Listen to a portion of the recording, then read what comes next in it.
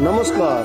बडा दशैं 2082 को उपलक्ष्यमा स्वदेश तथा विदेशमा रहनुभएका समस्त श्रमिक, नेपाली श्रम संसारका सम्पूर्ण साझेदार, लोकतन्त्र र सामाजिक न्यायका लागि क्रियाशील जनसमुदायहरूमा शान्ति, समृद्धि र प्रगतिका लागि नेपाल ट्रेड युनियन महासंघ जिफन्ट हार्दिक मंगलमय शुभकामना व्यक्त गर्दछ।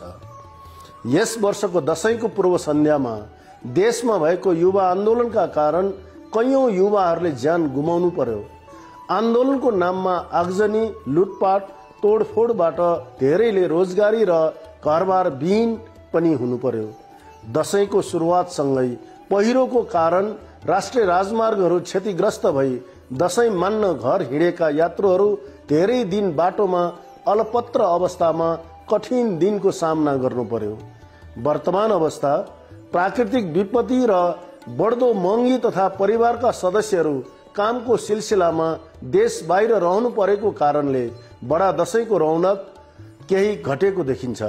तर पनि सम्पूर्ण नेपालीहरूले आफ्नो परिवार तथा इष्टमित्रहरूको पुनर्मिलन तथा ज्येष्ठ सदस्यहरूबाट आशीर्वाद ग्रहण गर्ने चाडको रूपमा मानिआएको यो सांस्कृतिक पर्वलाई आफ्नो गच्छे अनुसार मनाउनु हुन हार्दिक अनुरोध गर्दछु।